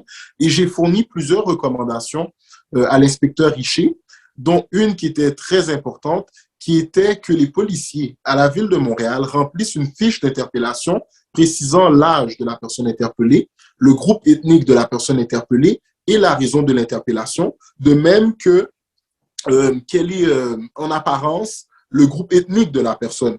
Comme ça, on aurait des statistiques claires, on aurait des statistiques claires et précises montrant dans quel secteur les gens sont le plus questionnés par des contrôles de routine et dans quel secteur il y a le plus de profilage racial pour dresser un portrait juste et réel de la situation et que la ville puisse se pencher une fois pour toutes sur cette question-là, parce que dans le passé, je me suis aussi impliqué à l'OCPM par une belle initiative lancée par Balarama Holness, un de mes anciens collègues aux élections de 2017, qui était la commission publique sur le racisme systémique. Et on voit que Madame Plante et plusieurs de ses membres ont justement abondé au sens que disaient les recommandations. Donc voilà. Okay, merci à Maëva pour sa question et aux trois intervenants pour les réponses. Nous passons la parole à Monsieur Valsen Joy pour sa question. À vous la parole. Bonsoir à tous. Tout d'abord, j'aimerais remercier l'organisme Parole d'Exclus pour cette belle initiative. En étant, moi, je pourrais dire, un novice en matière de politique, j'ai trouvé cette séance très enrichissante. Brièvement, je me présente. Moi, je suis Joey Valsin, le grand frère de Riley Valsin, victime d'un accident tragique le 25 décembre à la Grande Roue. Et qu'est-ce qui m'a amené justement à participer à cette rencontre aujourd'hui? C'est que lorsque c'est arrivé, j'ai reçu un support immense de la communauté et ça m'a tellement touché. Et aussi, j'ai aussi reçu le support de Sacha Wilkie Mirazil qui m'a conseillé sur comment parler aux journalistes, car tout ceci était nouveau pour moi. Ceci m'a amené à vouloir plus m'informer sur les enjeux dans la communauté et sur le monde politique. Et c'est pour ça que moi, comme question que j'aimerais savoir, en tant qu'un simple citoyen, qui, lorsque j'ai terminé mon secondaire et que j'ai eu l'âge de 18 ans, on me dit souvent, va voter. Mais aller voter, on vote en général, si on est d'origine noire, on nous conseille d'aller voter libéral parce que je ne sais pas pourquoi, mais pour des bonnes raisons probablement. Mais moi, je juge que j'aimerais être plus au courant des enjeux pour pouvoir prendre une décision éclairée et m'impliquer de manière bénévole au sein de la communauté. Et je suis d'ailleurs très inspiré par des hommes tels que Sacha Wilkie Mirazil et le conseiller d'arrondissement Philippe Thermidor. J'apprécie vraiment leur initiative. Je ne compte pas m'impliquer à ce niveau, mais j'aimerais au moins faire des choix plus éclairés. Et donc, moi, ma question pour vous, c'est comment m'informer vraiment de bonnes sources pour comprendre les enjeux en place et prendre de bonnes décisions lorsqu'il s'agit de voter aux élections, et aussi comment mieux m'impliquer. Comment mieux m'impliquer, pouvoir vous supporter, vous aider en tant que moi, jeune homme qui habite dans l'arrondissement Rivière-des-Prairies. D'ailleurs, j'ai grandi à Montréal-Nord, fréquenté l'école secondaire Henri Bourassa. Et c'était ça ma question pour vous. Et encore, merci à Parole d'Exclus pour l'initiative. J'ai beaucoup appris aujourd'hui. J'ai trouvé la rencontre très enrichissante. Merci. Merci, Joey. Est-ce qu'il y a un ordre de passage pour votre question? Non, c'est pas moi. Une dame qui parle. Donc, je peux répondre, sinon je vais laisser un des collègues répondre parce que ma puce vient de se joindre à moi. Elle était tannée de regarder papa sur le téléphone à maman. Donc là, elle est descendue. Donc, je vais laisser quelqu'un répondre et je prendrai la parole par la suite. Non, vous pouvez parler, vous avez déjà la parole. Parfait. Donc, tout d'abord, je tiens à remercier Joey pour sa question et je tiens à saluer le courage de Joey qui a vécu une période très difficile et j'en profite justement papa, pas mon amour. J'en profite justement pour remercier Monsieur Thermidor et ainsi que ses collègues de l'arrondissement de Montréal-Nord qui ont ont parlé justement, qui ont souligné la mémoire de Riley lors du conseil d'arrondissement de la première semaine de février. Je ne peux pas m'aventurer sur la date. Donc, c'est ça. Puis, je poursuivrai en disant à Joey que... Ok, chérie, attends. Je poursuivrai en disant à Joey que, justement, il a commencé à voir comment le monde des médias fonctionne et puis que quand on est dans une certaine situation, la communauté a une réponse rapide. Donc, il y a beaucoup de gens, des fois, qui disent que nous, en tant que communauté, on n'est pas solidaire, mais c'est faux. Moi, je pense que dès qu'on vient de Montréal-Nord, dès qu'on vient de Rivière-des-Prairies, dès qu'on vient des quartiers, justement, où est-ce que les conditions de vie sont un peu plus difficiles, mais où est-ce qu'il y a plusieurs personnes qui sont victimes d'exclusion sociale, de profilage racial et de plusieurs enjeux, nous avons tout de suite une sensibilité très grande pour justement nous ouvrir aux autres et offrir de notre aide. Donc, je pense que Joey pourrait peut-être parler avec les élus des principaux partis afin de voir comment ils pourraient s'impliquer ou bien comment est-ce qu'ils pourraient même parler des accidents de travail pour éviter que ce qui s'est produit le 25 décembre dernier ne se reproduise dans le futur. Et j'invite les personnes qui pourraient assister Joey à le contacter en privé. Et il y a Madame Sterling, Marie, qui répond « Oui, c'est vrai. C'est vrai, l'appartenance aux communautés est très importante. Et je pense justement que l'appartenance à notre ville est importante parce que c'est beaucoup de gens de partout à Montréal qui sont entrés en contact avec la famille Valsin, qui ont donné des fonds via GoFundMe ou bien qui ont même offert leur support et tout ça. Donc, je pense que notre appartenance ne doit pas se résumer qu'au quartier, mais bien à toute une collectivité en général. La parole est à Monsieur Philippe Thermidor pour répondre à cette question. Oui, merci beaucoup, Monsieur Valsin, et je salue toute ta famille aussi en cette occasion. C'est une très bonne question parce que je dois vous dire, Monsieur Valsin, que je suis venu d'Haïti à la fin, presque à la fin de mes secondaires, de mon secondaire. Puis, j'ai aussi été confronté à cette tendance, direction, uniforme et tout. Mais c'est quand même difficile à le répondre, en fait, parce que oui, il y a les médias traditionnels qui donnent les informations, mais il y a aussi la famille qui a déjà une vision, une idée de la politique, disons, canadienne, fédérale et québécoise aussi. Mais c'est une question qui reste quand même difficile à répondre sans vous soumettre à des idées. Mais je vous dirais plutôt de vous informer, c'est déjà la base, c'est de s'informer, que ce soit par les médias, de lire le programme des partis politiques. Et autre chose, c'est que vous pouvez aussi vous impliquer de différentes manières parce que c'est la démocratie participative. Et là-dessus, j'en profite de dire à tout le monde que le Conseil jeunesse de Montréal-Nord, j'ai dit un peu plus tôt que c'est déconnecté de l'arrondissement, mais lance sa période de recrutement, en fait. Et je pense qu'il y a 9 ou 10 postes qui sont libres. Et la période finit vers 15 mars environ, cette semaine-ci, je ne suis pas vraiment certain. Mais j'invite les gens qui sont ici, parce que c'est de 12 à 35 ans environ, je n'ai pas les informations précises, je suis désolé, mais vous pouvez vous inscrire au Conseil jeunesse de Montréal-Nord si vous voulez vous impliquer dans les activités pour promouvoir la démocratie chez les jeunes, parce que l'invitation est lancée à partir de maintenant. C'est ça, en gros, c'est vraiment aller vers les organismes de quartier. Puis, il y a plus, même si vous n'aimez pas, par exemple, l'environnement, il y a les organismes comme Parole d'Exclus. Si vous n'aimez pas il y a basé avec votre affinité, parce que vous allez vous retrouver dans ce que vous faites, vous allez l'aimer, et c'est à ce moment-là que vous allez porter la voix des gens avec qui vous vous associez. Donc, essayez d'y aller chercher, puis vous allez sûrement trouver de quoi qui vous plaît pour l'avenir.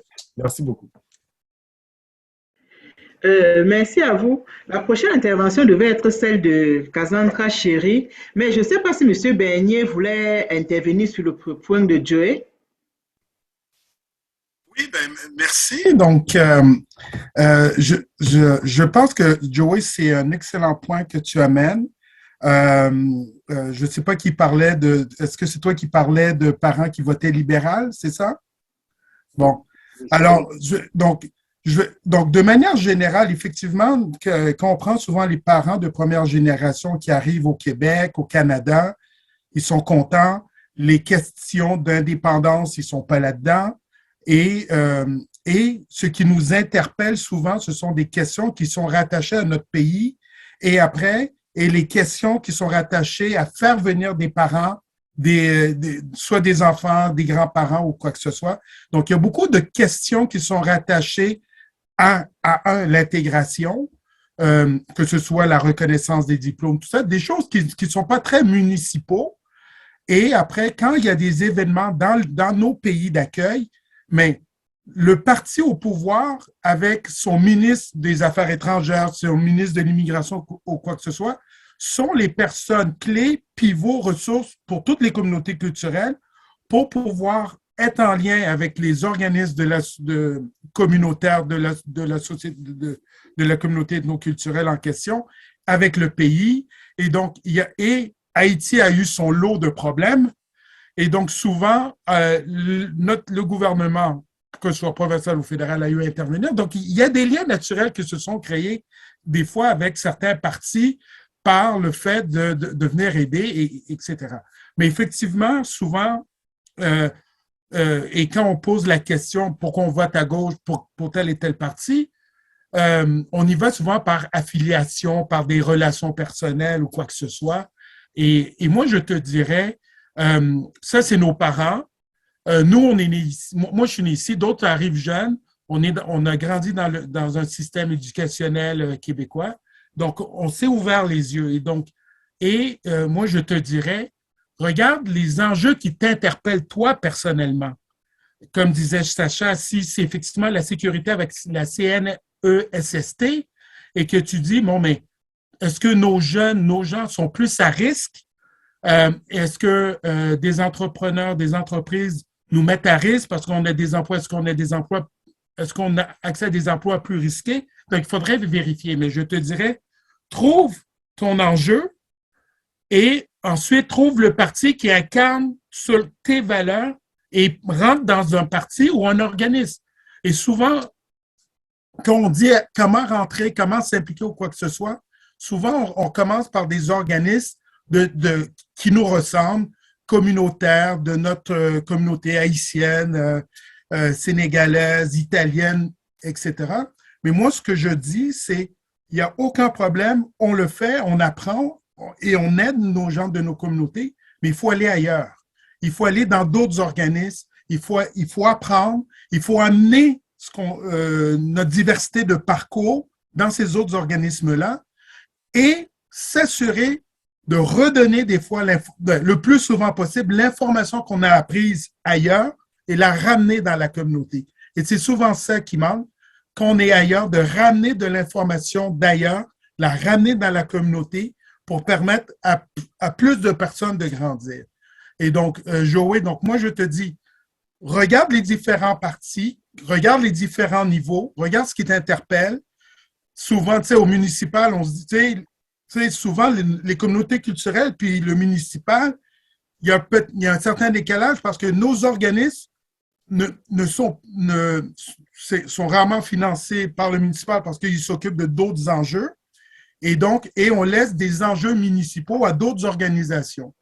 Donc, et là, maintenant, c'est extrêmement intéressant d'aller dans ces autres organisations-là, amener nos interrogations, nos peurs, nos envies, nos défis pour les faire grandir. Et je vais te dire, les portes sont ouvertes. Les portes sont ouvertes partout pour t'accueillir, pour prendre tes idées, pour t'investir. Et il y avait une autre question plus tard qui parlait comment rentrer en politique ou quoi que ce soit. Moi, je dirais, encore là, tu sais, c'est souvent, les partis politiques ont un rôle majeur à jouer, ont un rôle essentiel pour la représentativité, que ce soit des personnes diverses ou les personnes avec un handicap ou juste social, c'est-à-dire, oui, c'est agréable d'avoir des avocats, mais on veut aussi avoir des gens qui ont un parcours social différent. Et donc, un parcours social différent. Et ça aussi, c'est important. Et ça, à tous les niveaux politiques. Et vous devez savoir, quand on cherche des candidats, trouver un candidat pour un endroit où c'est difficile de gagner, c'est une chose. Trouver un candidat où on est sûr de gagner, c'est autre chose. Et donc, et c'est là toute la clé qui se joue, à savoir, est-ce qu'on a, tu sais, souvent on va te dire, est-ce qu'on a un token ou quoi que ce soit. Il y a des gens qui veulent se représenter dans des quartiers spécifiquement. On peut rien faire par rapport à ça. Mais je vous dis, la clé, quel que soit le niveau, c'est d'y aller, être en amont, se faire connaître et avoir une certaine envergure régionale si on travaille dans un organisme. Alors, j'arrête là et je vous dis merci. Merci à vous, M. Bernier. Nous allons prendre le tour de parole de Cassandre, ensuite pour Maître Colin et pour M. Sacha Wilkie. Et après ces prises de parole, on va d'abord arrêter et continuer avec notre programme. Donc, si à la fin, on a quelques minutes, on pourra revenir sur la discussion. Merci. Bonsoir, merci. Donc, premièrement, je tiens à saluer effectivement l'initiative de Parole d'Exclus pour cette belle invitation ce soir. Et puis, très contente aussi d'avoir fait la connaissance de M. Thermidor, que je ne connaissais pas, de Mme Colin aussi, que j'invite à poursuivre dans ces avancements. Je sais que votre assiette est bien pleine avec la sécurité publique, alors, comme on dit, bonne chance. Puis aussi avec Sacha, ben, que je me permets d'appeler Sacha parce que j'interviens souvent dans tes publications Facebook. Puis je pense que c'est avec toi je suis le plus familier. Dans le fond, c'est un commentaire, ça ne serait pas vraiment une question parce qu'elle a comme été un peu posée au tout début de la soirée au niveau de leur implication parce qu'on parle beaucoup d'accompagnement. Mais moi, ce que je ressens malheureusement, tu sais, moi, les modèles, quand on me pose la question, moi, je pense que des modèles, on en a. Des exemples, on en a, il y en a quand même. Mais le problème, moi, je pense qu'il se situe au niveau du leadership. Puis je vais comme un petit peu vous mettre en contexte. Dans le fond, quand on est une personne noire ou dans la communauté noire qui a un poste clé, la personne est comme plus encloisonnée dans son bureau, tu sais. Tandis que j'ai pas l'impression que cette personne-là prend en considération vraiment pas le pouvoir, mais le rôle et la responsabilité qu'elle a. Si on a vu dans les élections municipales, il y a quand même beaucoup de personnes des communautés noires, des personnes issues de la diversité qui ont été élues. Mais encore, là, tu sais, on ne sait pas qu'est-ce qui se passe. Fait que moi, je pense que c'est plus au niveau du leadership. Puis moi, je suis beaucoup, en tout cas, mon cheval de bataille, c'est les quotas parce que, tu sais, on peut être élu puis on rentre dans le quota, tu sais. Fait qu'on est comme, nos pouvoirs sont comme limités. Fait que dans le fond, moi, ce soir, je voulais dire aux trois panélistes, dans le fond, c'est est-ce que vraiment, tu sais, réfléchissez de savoir, est-ce que vous prenez vraiment conscience le rôle que vous avez autour de la table? Puis je vous laisse vraiment avec cette illustration-là. Tu sais, cette semaine, j'ai visionné le projet de loi au sujet de toute la situation qui est arrivée avec l'école Henri Bourassa. J'étais vraiment, en tout cas, tu sais, j'avais, en guillemets, le cœur me levait. C'était vraiment dégueulasse, mais il n'y avait personne de notre communauté autour de la table. Tu sais, il me semble, s'il y avait eu quelqu'un de notre communauté autour de la table, moi, je pense que le ministre Roberge, là, ça y aurait pris un peu plus de temps de comprendre qu'est-ce qu'on veut dire comme par abaissement, dénigrement, étiquette et plein d'autres choses. Fait que je pense qu'il y a des tables, il y a des discussions, on a encore beaucoup à faire. Il manque des personnes de notre communauté autour de la table. C'est bien beau qu'il y en a qui accèdent à des beaux comités puis encore à d'autres postes, mais moi, je pense que le travail est encore à faire et puis c'est un pas vers l'avant, mais il reste encore beaucoup plus qu'à faire qui est déjà accompli. Fait que c'est ça que je voulais vous dire. Merci beaucoup de m'avoir laissé le droit de parole. Merci à vous, Cassandre. Avant de passer la parole à Maître Colin, je crois qu'il y avait Manon qui avait levé la main. Est-ce que vous voulez toujours parler, Madame?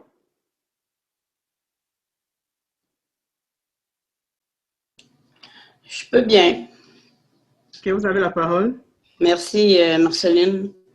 Bon, moi, mon nom, c'est Manon de Parole d'Exclus sur Pelletier. Il y a quelqu'un tantôt, au début, qui a parlé de distribution alimentaire.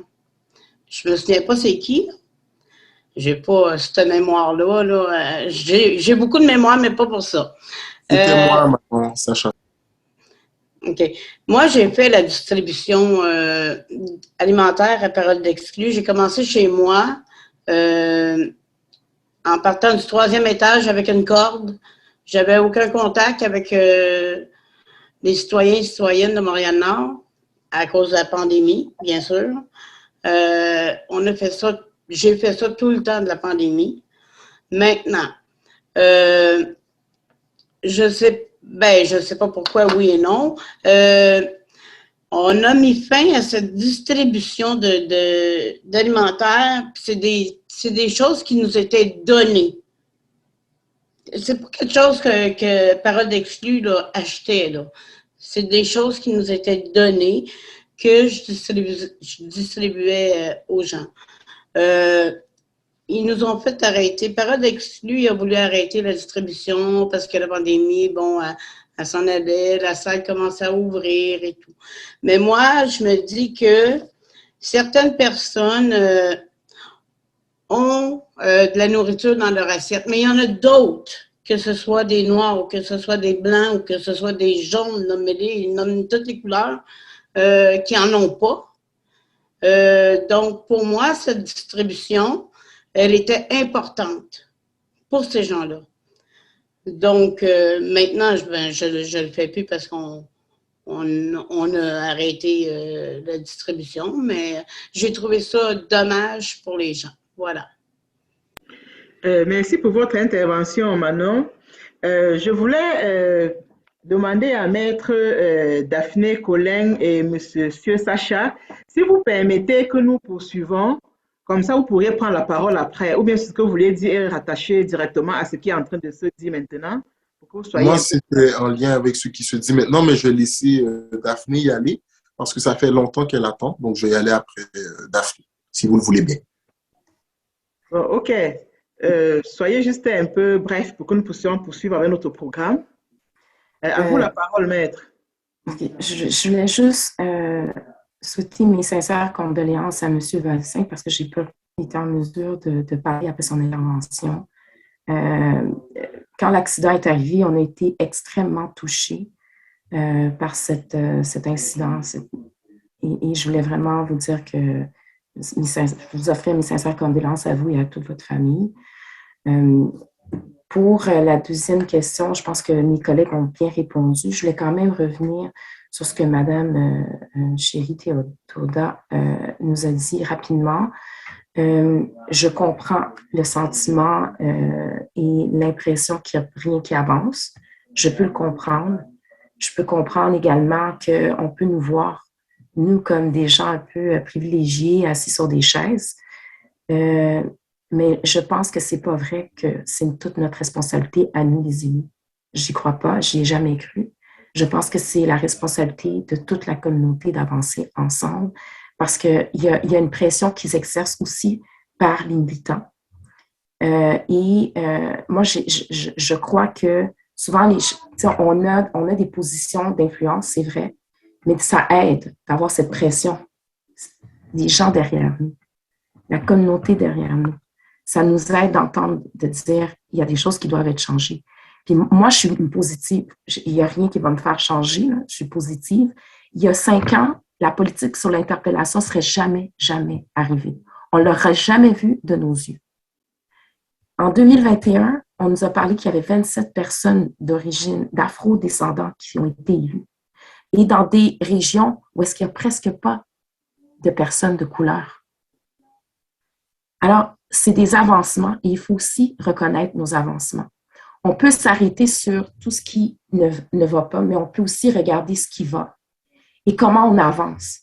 Moi, tout seul, je ne peux pas avancer. J'ai besoin de tout le monde. Fait que si on est là à nous regarder puis à nous regarder pour nous dire mais pourquoi elle ne fait pas ça? Pourquoi elle ne fait pas ça? Mais appelez-moi, dites-moi comment est-ce que moi je peux avancer. Donnez-moi des idées et soyez avec moi. Moi, j'avance. Moi, j'ai une vision dans ma tête.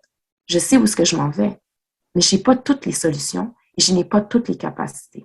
Et j'ai besoin de chacun d'entre vous pour me faire avancer et faire avancer tous les autres élus qui sont là. Parce qu'il n'y a personne qui a été élu, il n'y a personne qui a travaillé pour rien ici. Tout le monde a travaillé très fort. Vous nous voyez après la victoire. Vous ne nous avez pas vus les 3 mois ou les 5 mois avant. Où est-ce que tous les soirs, on était à l'extérieur. Vous n'avez pas vu le travail, où est-ce que le financement, moi, je suis 0 au niveau du financement, mais j'ai dû comme appeler des gens pour demander de l'argent. C'est pas moi. Mais c'est des efforts que je fais parce que j'ai une vision et je sais ce que je vais faire. Alors, oui, on peut dire on n'est pas rendu, mais sincèrement, on est tellement loin par rapport à où est-ce qu'on était il y a 2 ans, il y a 5 ans. Et je pense que dans 5 ans, on va être encore plus loin, mais c'est en ayant confiance aux personnes qui sont élues et en les aidant à avancer et peut-être en leur donnant des idées, en étant derrière eux et en les poussant aussi. Pas seulement à regarder ce qui ne va pas, mais aussi ce qui va bien. C'est ce que je voulais dire, en fait. Merci, maître. À vous la parole, Monsieur Mérazil. Donc, très rapidement, je remercie Madame Chérie Théoda pour sa question. Donc, tu as posé une excellente question, Cassandre, mais moi, j'irais plus loin en disant que quand tu parles du fait qu'on n'est pas présent autour de la table quand les décisions se prennent, et puis tu as aussi parlé du fait qu'il y a l'école secondaire Henri Bourassa, puis que tu as vu ce qui a été publié récemment suite aux événements dans le passé. Donc, Philippe Thermidor est conseiller d'arrondissement à Montréal-Nord. Donc, je pense que ça, c'est l'une des personnes qui est alentour de la table. Et au niveau de la ville, vu que nous avons un statut de métropole, à ce moment-là, je pense que c'est à nous, en tant que Montréalais, de prendre notre place autour de créer des rapprochements avec le gouvernement du Québec et le gouvernement fédéral lorsqu'il s'agit de certains dossiers. Et puis, je suis quand même très fier de voir que on a une présidente du conseil de ville qui est afrodescendante, de voir qu'on a Daphné Collin qui est à la sécurité publique, qui est aussi une femme afrodescendante, on a eu la première mairesse d'arrondissement, la première personne afrodescendante à être élue à Montréal, en la personne de Gracia, je vais faire attention à son nom, Kataoui, si je ne m'abuse. Donc, il y a plusieurs petites avancées qui ont été faites, Cassandre, et je tiens aussi à saluer ton parcours parce que tu t'es présenté avec Mouvement Montréal et puis tu as mené une très belle campagne et puis toi-même, tu as pu voir les défis auxquels sont confrontées les personnes de couleur, les personnes afrodescendantes lors du porte-à-porte et puis même pour distribuer comment est-ce qu'on appelle ça encore? Des pamphlets ou peu importe. Donc, je pense que c'est de poursuivre l'implication, justement, et d'interpeller les élus parce que, en tant que membre d'une communauté afro-descendante, on se doit, justement, d'accompagner nos frères et sœurs qui sont dans ces positions-là, peu importe leurs allégeances, peu importe leur parti politique, parce que sans nous, ils ne peuvent pas rendre la marchandise. Sans notre attention, sans leur taper sur les doigts quand ils font pas les coups qu'on espère qu'ils vont faire, ou bien sans les appeler, sans les écrire, ils vont peut-être ne jamais penser qu'il y a des gens comme toi et moi, Cassandre, qui avons des attentes. Donc, voici ce que j'avais à dire. Et j'ai pas dit que tu as dit qu'ils sont pas présents, c'est juste que je pense que tu voulais dire qu'ils se doivent d'être plus présents lors de la prise des décisions, lors des prises de décision. Merci, Monsieur Mérazil. Nous poursuivons avec une question qui sera adressée aux 3 intervenants. Et la question vous sera posée par Monsieur Nomès Najak. À vous la parole, Nomès. Bien. D'abord, un petit test. Est-ce que vous m'entendez? Et si oui, pouce. Parfait. Bien. Alors, et je vais vous poser la toute dernière question. Malheureusement, et toute bonne chose a une fin. Et cette question-là, vous aurez, dans une première partie, à la répondre, mais aussi nous dire aussi un mot de la fin. OK? Alors, pour cette question-là, je vais vous demander un exercice. C'est de vous imaginer. Je vais y aller avec chaque panéliste pour que ça soit vraiment comme une expérience presque immersive, on pourrait dire. Je vais commencer avec Philippe. Philippe, tu m'entends? Philippe Thermidor. 5 sur 5. Parfait. Philippe, imagine que tu es une machine à remonter dans le temps et tu reviens en arrière et tu te retrouves à l'école secondaire où tu étais, jeune garçon, là. Et donne-moi le nom de l'école, comme ça on va s'y mettre plus rapidement. Marianne. Parfait. Alors, Philippe, tu te retrouves sur la côte Marianne et tu rencontres Philippe Thermidor, adolescent. Alors, qu'est-ce que Philippe Thermidor élu? Quel conseil aimeriez-vous donner au jeune Philippe sur cette cour-là? Et ensuite, donnez-nous votre mot de la fin. C'est une très bonne question. Je dirais d'abord à ce Philippe qu'il y a beaucoup de choses qu'il ignorait de l'avenir. Puis, je dirais aussi à ce Philippe de ne pas lâcher, de ne pas lâcher ses rêves. Parce que, pour dire que Philippe qui vous parle en ce moment, il savait pas qu'il allait être ici en politique. Donc, c'est parce qu'il avait accroché dans ce qu'il faisait, dans son parcours, et aussi il avait reçu d'aide des personnes, que ce soit les profs ou des organismes. Donc, je dirais à ce Philippe de ne pas lâcher, puis de croire en ses rêves et de ne pas non plus se laisser impressionner par les barrières sociales. Parce que je peux donner un exemple facile, c'est quand je suis arrivé au Québec que j'ai réalisé que j'étais noir. Parce qu'en Haïti, il n'y avait jamais un débat sur la couleur de la peau, ça ne s'imposait jamais. C'est quand je suis arrivé au Québec que je vois que je dois composer avec beaucoup de discours. Donc, c'est vraiment se reconstruire complètement. Donc, ça m'avait touché. Mais je pense qu'en gros, c'est vraiment de dire à ce Philippe-là de rester accroché à ses rêves, de ne pas lâcher. Et comme mot de la fin, je dirais d'abord merci à Parole d'Esprit qui fait un travail extraordinaire au sein de la communauté et à toutes les personnes qui sont ici présentes.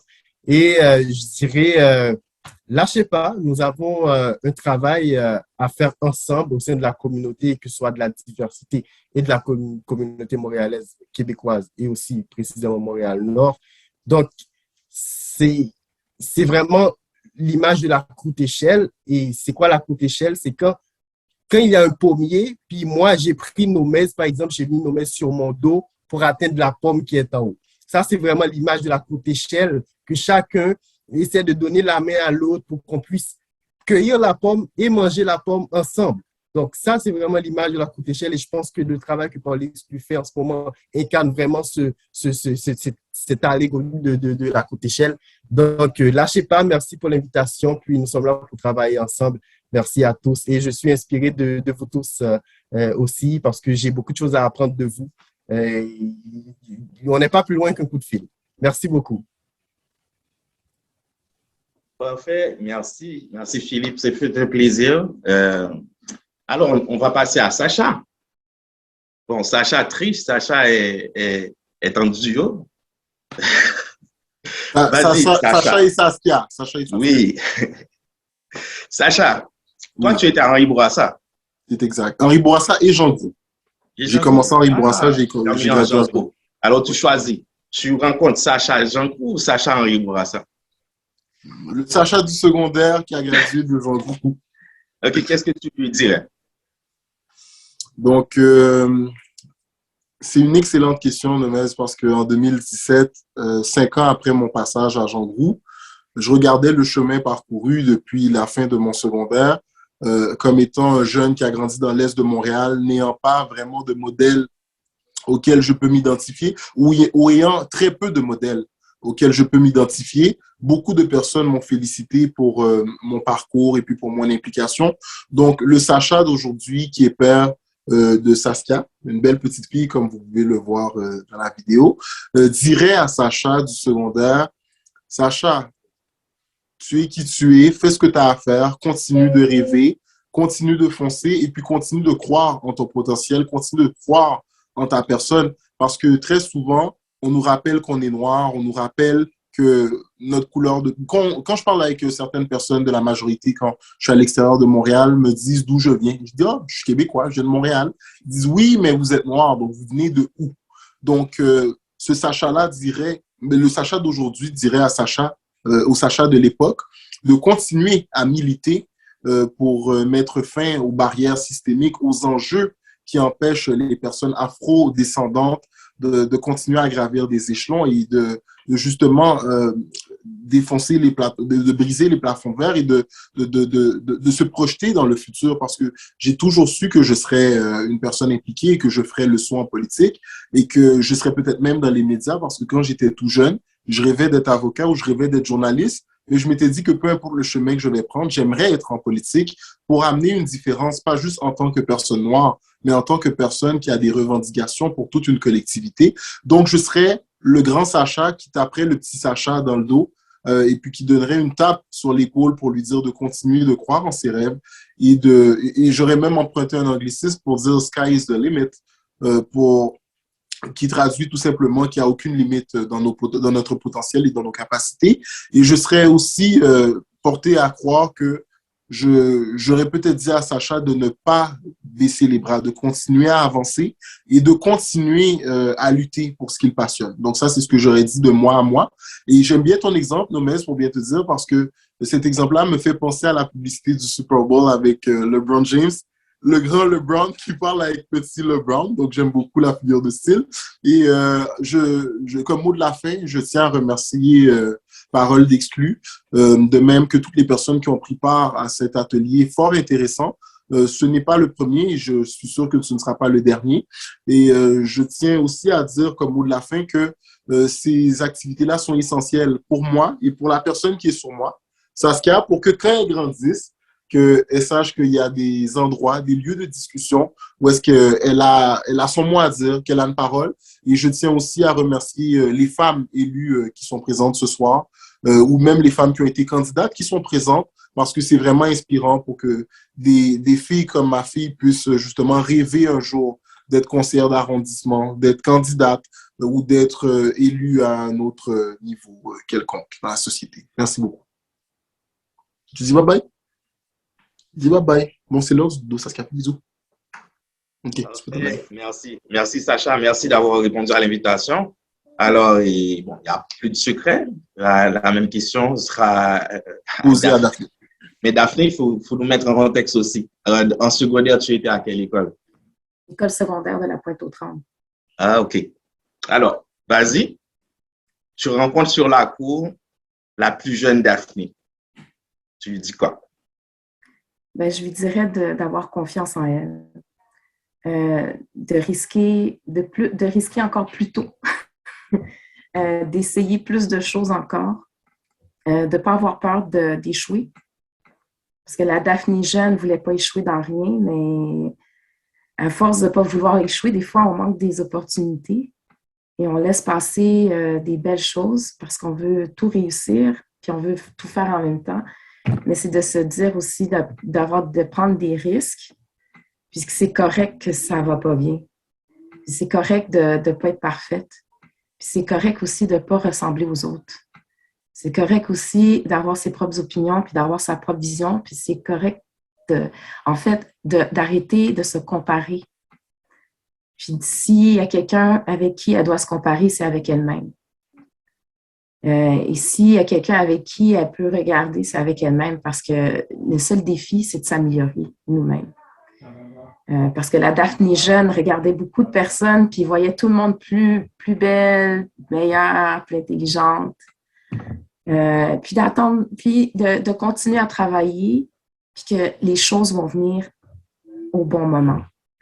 Je pense que M. Temtar parlait du fruit, mais il faut attendre que le fruit soit mûr. Fait que des fois, on fait beaucoup de choses, puis on ne voit pas le résultat. On travaille fort, puis on a l'impression que tout le monde autour de nous avance, mais sauf nous. Mais le fruit, tout le travail qu'il fait, il va porter fruit un jour. Il faut juste attendre le bon moment. C'est pour mon mot final, ben je remercie Parole d'Exclus. C'est un organisme avec qui j'ai travaillé de loin durant la pandémie parce que vous aviez des bonnes façons d'informer les gens qui étaient difficiles à atteindre durant la COVID. Et à Rivière-des-Prairies, Pointe-aux-Trembles, on vous a volé votre camion avec les porte-voix. Donc, merci. Et je remercie également mes collègues qui sont présents, avec qui j'ai partagé la soirée. Je remercie chacune et chacun des personnes qui sont présents, qui ont posé des questions, et ceux qui sont restés aussi. Et je voulais quand même dire à Madame Madame chérie Théoda, j'entends ce qu'elle dit, elle n'a pas tort, puis c'est sûr que moi, je suis plus à regarder le positif, mais ce qu'elle a dit, je le prends et je le garde avec moi. Donc, ce n'est pas tomber dans un panier sans fond. C'est quelque part, et je sais qu'au bon moment, ça va ressortir que ça va réfléchir des actions, faire réfléchir à faire des actions. Alors, merci de poser la question. J'espère, je vais être vraiment franche avec vous. Je ne pense pas qu'il y a aucun élu qui est capable de changer le monde en une journée ou en 4 ans. Mais je pense qu'on est à un bon moment de l'histoire à Montréal, au Québec. Et je pense qu'il faut aussi avoir il faut aussi voir qu'on a avancé. Il faut aussi voir les pas qu'on a fait. Parce que oui, on a comme tout un passé, puis il y a encore des choses à changer. Moi, je regarde mes enfants, je le fais pour moi, je le fais pour mes enfants parce que je veux qu'un jour, ils puissent grandir, apprendre, pouvoir dire, je vais être un élu sans dire, ben non, c'est impossible. Mais non, ils ne vont pas m'élire. Mais non, mais c'est un quartier qui est trop qui est pas assez ethnique, ils vont pas je veux plus entendre ça. Je veux juste qu'ils se disent, je veux être tel métier, telle profession dans la vie, et la seule chose qui va faire la différence, c'est le travail que je vais y mettre. Alors, merci de toutes ces belles discussions qui me font réfléchir. Et j'espère être un élu qui va faire bien son travail. J'apprends et je veux faire le mieux que je peux avec ce que j'ai, mais avec tous les personnes qui sont ici présentes et les autres personnes dans la société qui vont m'aider aussi à être un meilleur élu. Alors, merci infiniment. Parfait. Merci. Et j'ai bien aimé toutes les interventions. Et je pense que Marceline pourra conclure avec nous. Merci, Marceline. Merci, Nomez. Merci grandement à tous pour votre présence. Merci pour les contributions si enrichissantes. Merci particulièrement à Maître Daphné Collin, à Philippe Thermidor, à Sacha Wilkie. Merci à Olivier Bonnet. Merci Pismark. Merci à Marie Sterling. Merci à Maëva Darius. Merci à Marie-Ève Gauthier. Merci à Manon, merci à Dieu Valsin, merci à Alain Desjean-Noël, merci à Anne-Marie Kabongo, merci à Galaxy A51, merci à vous tous. Vraiment, nous avions été honorés de votre présence ici ce soir et nous vous souhaitons bonne année 2022 aussi. Vraiment beaucoup plus d'implication dans la communauté et surtout pour encourager les Noirs, particulièrement les jeunes. Et une fois de plus, je ne sais plus comment vous remercier, mais merci pour tout. Bonne soirée, au revoir.